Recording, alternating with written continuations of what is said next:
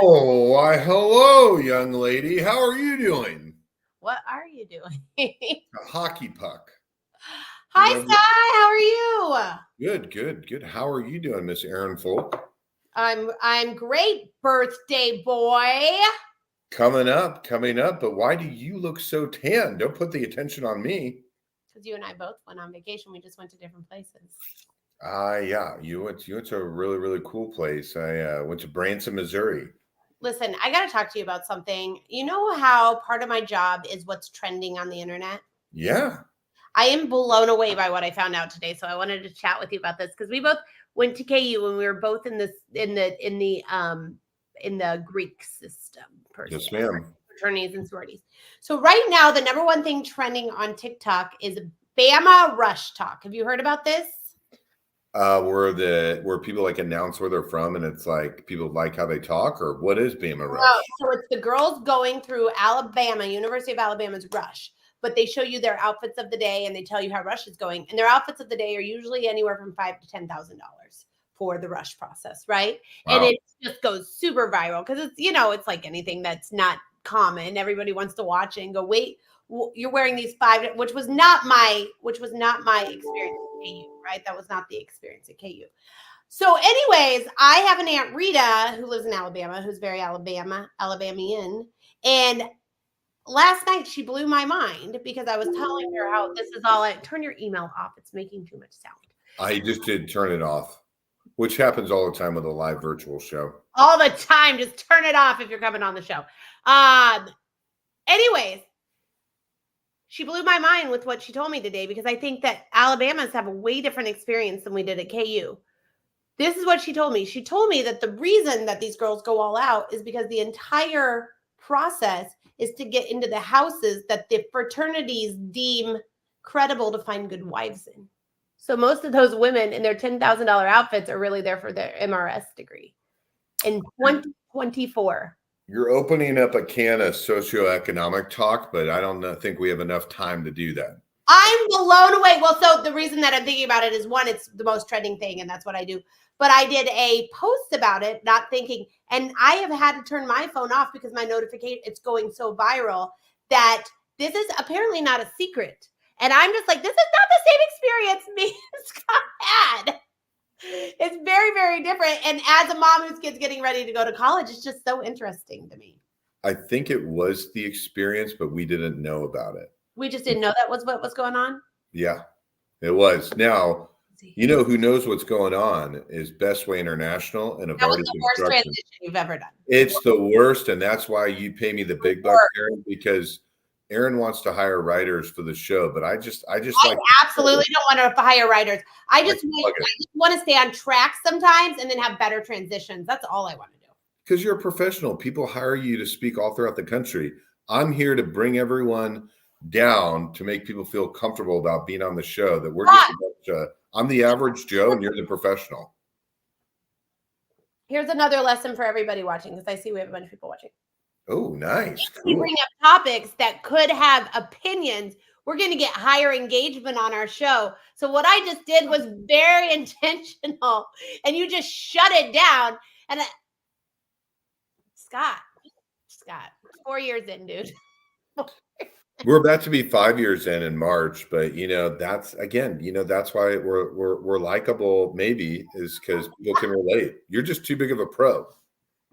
Just trying to get some engagement here. I thought fraternity talk is right up your alley. You just shut me down, Scott. I a lot of times am embarrassed about the Greek system because then people profile you and then they shut you down because they just think of you a certain way. Nobody thinks of me as a sorority girl. I can promise you that. That's correct. Person. And I still have some of my best friends from my sorority. I was the whole social chair and everything. Of course, I threw the party. So I did get kicked off eventually because of my grades, but that's a whole nother story. All right, let's talk about Bestway International and our new sponsor. Did you talk about our new sponsor last week? We did. We talked a lot about Aaron Fulk, which Brian Hardy and Chris Evans really would have liked, but they started Evardy Construction over 10 years ago. They're one of the top 10 general contractors in all of Kansas City. They did a lot of the projects. You may have heard of it, like the airport, but they're two of the nicest human beings in the world, and they are an amazing sponsor and friend of the show. And not only that, partners are awesome and amazing partners as well. Did you know that the airport had the highest amount of traffic ever last month? Ever in the whole history of the airport? Probably because of Evardy Construction. That's what I was totally thinking. So we have two amazing sponsors this year. This is so exciting. So, all right, enough about us. Enough with our terrible transitions. We want to know who is watching. Who are you? Where are you watching from? Are you watching on LinkedIn, YouTube, or Facebook? And are you watching live or are you watching the replay? We want to know. Look, he's just like the gift that keeps on giving, watching the Bestway from a Bestway warehouse. Sure. We love it. So let us know in here. We will pull your stuff up. Okay, we have two really awesome guests today. So let's just get to this. I didn't even go back and watch the show last week to see what song. Did you guys use the correct song? Because I know you guys No, we used the song that you don't like. I don't like when you don't go on brand. You guys already know that. I was definitely thinking about that. All right, today our guests are Natosha and Ryan. Woo! Hi guys, sorry about our terrible intro. I'm glad you guys didn't drop and just leave us. It just gets wilder and wilder over here. All right, let's jump right in. Natosha, who are you? What do you do? And how do you get to Kansas City?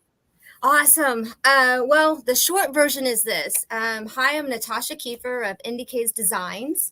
And what do? I'm a full-time artist and love every single moment of it.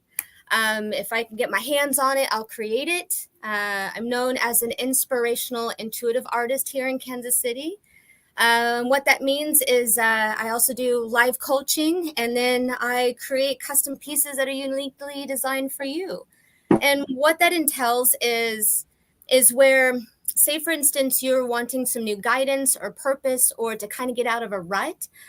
We set up an appointment, and what it does is I see your colors around your aura, and then I channel and see what's going on with your energy.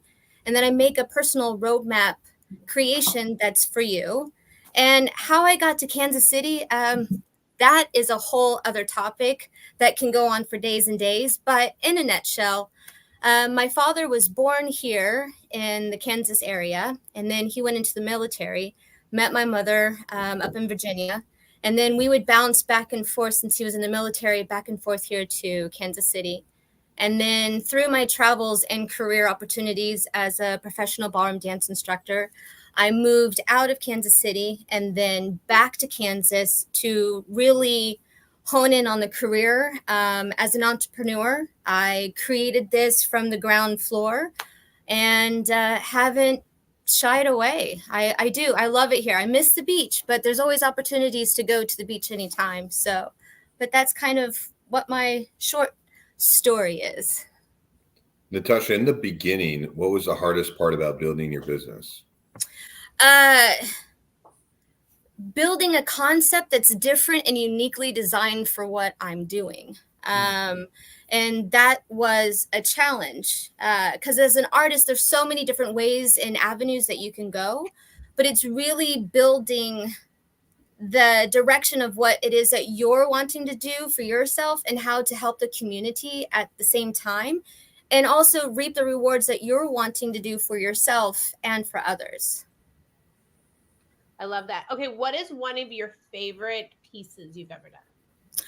Oh, several, but the one that just blows my mind is I created recently this commission painting. She enjoys sailboats, and so on her travels to Hawaii and a couple of other beaches, she was able to bring back some sand, and I was able to incorporate that and took some of her birchwood scrappings from her yard and created this beautiful 3D effect, mixed media off a canvas with the sailboats. So that was impressive to me. It really took me out of the box. I love that you do commission pieces. That's really cool. Well, thank you for joining us. Listen, Michael You're Mackey welcome. says she's fab. I have several of her pieces at Casamaki. They're stunning. Oh, I love that. So, okay. Well, Janae is also watching us live on LinkedIn from Muscle, Kansas. Checking in. Hi, Janae. How are you? All right, Brian, it's your turn. Who are you? What do you do? And how do you get to Kansas City? Sure. Wonderful. Thank you. My name is Brian Staffa, as you said, and I'm an executive cannabis operator. Have been in the cannabis space now for 14 years and have really got my start helping patients and friends early on from the legacy side, and was able to transition to what everybody knows now as the biggest cannabis company in the world, which is Curaleaf. I was there in the early days back in 2014 and was helping really like build out their first facility. So think, early cannabis, very, very, very beginning stages of the industry, and was able to leverage all of that experience from all aspects. When I'm talking all aspects, I mean cultivation, production, retail, and the like. And was able to transition from there and really start consulting. And when consulting, gratefully, I've been able to work with, small companies, mom and pop, to, small family offices, bigger private equity firms, as well as large publicly traded conglomerates that you probably have heard of at this point. And, transitioning from there, was able to dive into just about every aspect of the industry. So licensing, if you see a new cannabis business jump into your town, there's a license and an application and a whole process it took to get there. So we helped from that piece to actually building and designing and standing the operations up, and then actually operating them so that they can actually make some money. And over the last few years, was able to build our consulting firm. My partner and I decided to exit and sell that firm to a big publicly traded MSO, so that I can get the experience of, seeing what it's like to do things at that scale. Because, cannabis with small mom and pop, cannabis with the large publicly traded companies, completely different. And I wanted to get that experience in all of those. And, to kind of tie it up quickly, I want to be respectful of our time here. I've been able to transition out of the public space, start working for other large multi-state operators, and really help them turn their operations around, make sure that they're actually getting value from them. And since COVID, been able to kind of like look, just like every other industry, COVID kind of changed everything in cannabis. And so kind of taking a step back and really diving in and helping people try to turn their operations around and prevent collapse after COVID, and all of the challenges that brought to my industry, we've really seen a great opportunity to help some of these folks by turning them around, and in other opportunities to actually acquire them and operate them ourselves. So to really tie it up, the last year, what I've been building towards is this investment fund called High Revival that is really positioned to acquire, turn around, and operate cannabis assets. Awesome. Listen, you were so good on your 3 minutes. You were in and out, right at the buzzer. I get now why you asked me at the beginning what happens if I go. Is there a buzzer? Well, if I turn the sound on that video, it actually starts clicking down. I've accidentally made that mistake before. Well, that is amazing. I know we're gonna have more questions, but Scott, it's time for you to jump into Scott could ask one question on the show. So. That's it, and it's only 7 words. Natosha, what is the most pivotal point in your career? Oh, the most pivotal point in my career was knowing that this is what I want to do for the rest of my life. Knowing that when you become an entrepreneur, it's really hard to go back and work at the corporate world. No offense to anybody that does. That is made for a lot of people. But once you've had the journey and the start of being an entrepreneur, and the freedom that you get with it, and the challenges that makes you better, and you're like, okay, how do I solve this problem? All right, so how do I do clients? How do I work social media? How do I do this? And what's my brand? And that was something that was very important to me, was what do I stand for? What's my purpose? And how do I want my brand to become known across not just here, but international, national, like universal limit, basically. And so the pivotal point was some of the things that from prior jobs or occupations that I've done, it really blossomed into the career that I have now as being intuitive, being a coach, helping people, noticing patterns, how to get out of those patterns, how art as therapy can really make a difference and a unique difference in people's lives. 2020 was the real pivotal moment of going, I want this. Like, I don't want to ever have to give this up. And if I do, I want it to grow into other opportunities as far as licensing, having product everywhere. I mean, literally, my goal is for everybody to have a piece of artwork in their home that is by Natosha Keefer. So, and that's everybody. I want everybody. Random question. What was the job you had that taught you the most about not wanting to do that to what you did today? Maybe it was really bad. And then you shoved you into wanting to be an entrepreneur. Well, that's actually tricky because in my professions that I chose them and I loved them for what they were. Mm-hmm. So I can't really say I didn't like what I did in either of them because I was a visual merchandiser. I was a professional shopper. I was a professional ballroom dance instructor and competitor. So it had all of those things that I wanted. But if you want to say something inside of that really said, no, I want to be the entrepreneur that I am today, was leaving the corporate world, knowing how much I can do for others. I wanted to do for me that helped others. So I wanted to reward myself along with my career. So that way I'm not working in my career, I'm working on my career. I love that. Let me pull a couple of these real quick. Woozy says, what's up? Glad to catch you guys live today. Thank you for coming, Woozy.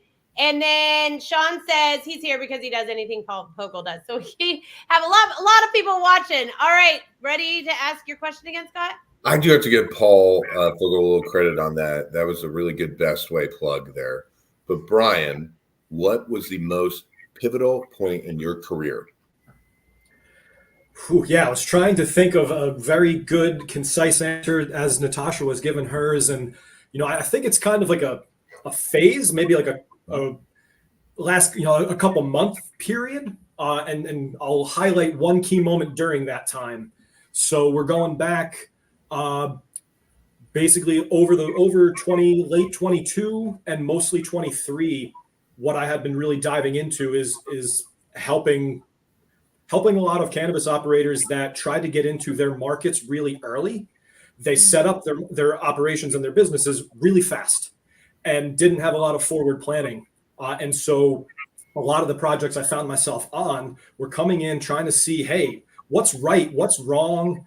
Can we save this business or should we turn it around at all? What's that going to take? And ultimately, if you're $4 million into this, are you actually going to get that out? And, how can we do that? So over the course of seeing more and more and more of those, just kind of zooming out, realizing there's a time and there's an opportunity with where the industry is, as well as where regulatory environments for this industry are going. The time for me to get in and really start trying to acquire some of these and turn them around, under my own control, that time is coming, really, really quickly. And so going into like December, January of this year, one of the big goals for this year was, let's get this going. Let's launch a fund and really start raising some money. And wouldn't you know it, it was the first week of February. I get a phone call from a colleague that I've done a lot of work with over the last 7 years and says, hey, Bri, we're looking to place some money. We want you to come out to Kansas City and give us the pitch and tell us what you're looking to do. So if anything, it was kind of that coalescing moment to that point of having the invite to say, hey, we want to give some money. What do you want to do? Nice. I have a really good question. How long do you think before it's a federal law? Do you have any idea? Yeah, sure. I mean, it's sometime in the 2030s. Yeah. If I had to give a concise number, there's so much at play, and even once it actually happens, we're probably going to have a multi-year process of implementing it. So crazy living on state line to see that, you know. Especially your state line. I mean, you're right. It's, you know, heavily illegal on one side and totally okay on the other. Now, when do you're seeing consolidation already? When do you see consolidation really heating up? I would expect later this year or early next. Watch for the rescheduling of cannabis at the federal level. If and when that happens, everything's going to change almost overnight. Wow. Election years are always fun to watch everything. And change. we're expecting some big news in October. Ooh, besides my birthday? Just kidding. October 12th. If you were not in the green room earlier, I knew Scott's birthday and he did not know my birthday, which is not shocking to anybody. But now that he realizes it's also his son's birthday, I'm getting a birthday present every year. Well, Brian and Natosha are July babies, so yeah, right. Birthdays. Let's finish your birthdays. I won't remember it, but I will. So, all right, here we go. Natosha, where are you on your 2024 goals, and how can the Kansas City community help you achieve them? Okay, so at this moment with my goals, I've been hitting a few, which I'm very excited about, which is rebranding the social media platform that I've been doing, and looking forward to be working with some people that are on here, Miss Erin. And that is a big goal. The other one is getting out there more in the community and more of the community to know more of me and what my capabilities are, of how I can personally create a one-of-a-kind painting for you in your home. More on a commission based is what I am. That is like one of my major goals, due to having multi-facets or multi-avenues that I work. Another goal is to be able to do more live painting events. So I do a lot for like the Parkinson's event. I've done some with local charities, and that is something that I would like to do a little bit more of. I have done a couple with Quixotic before in the past years, but something onto that grander scan is something that's very important to me, and to really basically create paintings that you just can have continuous conversations and setting intentions, knowing that you too are reaping your rewards of the goals that you're wanting to do. So that's something that's really important to me. Have you seen the trend of the wedding life paintings? I have. I think it's gorgeous where they come in, and then they have the background already done, and then they add into the groom, the bride and groom onto the edge, and then they turn it around and then they get to show. Oh my God, yes. I do that on an energy level where they do it more where it's the portraiture that's going on. But I would love to do actually more weddings. That would be something. I've done a few of those where I capture the energy of the whole atmosphere throughout the whole entire process. So that's cool. Yeah. Quick question. What percentage of your business comes from marketing on your own? And then what percentage comes from referrals? I actually have more with referrals, the word by mouth, because I have a referral program. So I always let my clients know that when they refer someone, they receive a certain amount that they can accumulate throughout basically, and whenever they're ready to use that, they can redeem free paintings, they can redeem some energy work, and it can also go towards their custom pieces. Love that program. Thank you. Good. I think when like creativity and artists meet business mind, when they've got kind of both sides, I think sky's the limit, right? So Good job. All right, Brian, where are you on your 2024 goals, and how can, let's call it the LinkedIn community, help you get there? Sure.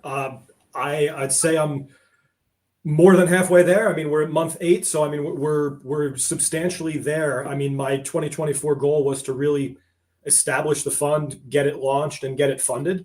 And so we're trying to think